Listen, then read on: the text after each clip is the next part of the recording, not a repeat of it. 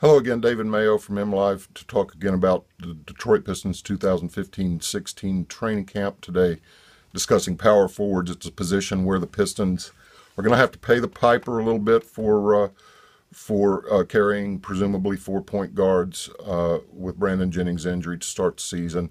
They'll go with two at the position. Stan Van Gundy's been open about the fact that he doesn't like the idea about going with 5 big men total, but it looks like that may be the way this goes with Ersan Ilyasova and Anthony Tolliver, both stretch fours, as the power forwards, replacing ostensibly Greg Monroe, who went to Milwaukee in free agency and presented problems on both ends of the floor. I mean, obviously he was defensively challenged when he was presented with stretch fours by other teams, but even in the 4-out 1-in offense, he wasn't the right kind of fit for Stan Van Gundy's system. Ilyasova and Tolliver both will take and make 3-point shots. Beyond that, Ilyasova in particular will take and make mid-range jumpers if defenders choose not to defend him on the pick and roll, to choose not to respect his mid-range shot.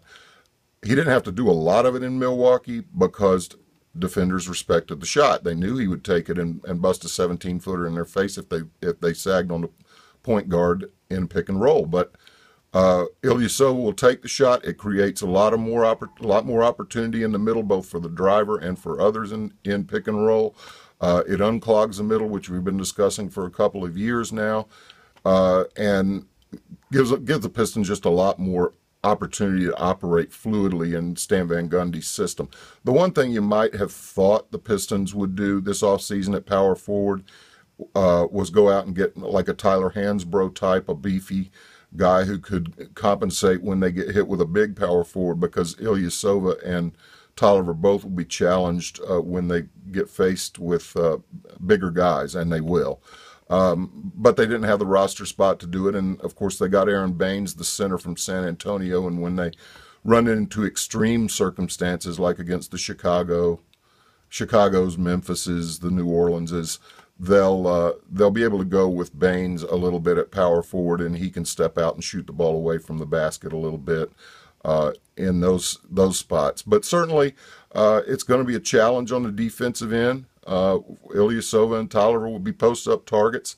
Marcus Morris, when he plays up a position from small forward up to power forward, he'll be a post-up target, and it's something the Pistons are going to have to live with. When you commit to playing 4-out 1-in and you're doing it with shorter roster spot, essentially, you're going to have to give up something, and they're going to have to give it up in size. That's where maybe an Erik Griffin could come in. Not that he's a big guy, but he's a springy guy and a shot blocker. The camp invitee, he could maybe land in Grand Rapids. I think you'll see some roster expansion at power forward this year, although not necessarily not necessarily a trade, even though Tolliver's on an expiring contract. But you could see maybe a Griffin going down to Grand Rapids, and by the time Jennings is back healthy again, potentially 10 days would be right around the corner. They started into the first week of January, so potentially you could go with a third power forward that way, buy time with these two guys for a couple of months. Morris playing up, Baines playing down, and then if you make a corresponding move when Jennings is healthy to reduce your point guards, you would have a spot open to add to the roster here. So you'll see some changes here over the next couple of years. Ilyasova has 2 years remaining on his contract. Tolliver's in an expiring deal. But the Pistons have long-term stability really at every other spot if they like what they see this year. So they have to be happy, I think. They've done a lot in 16 months with Stan Van Gundy and Jeff Bower in charge.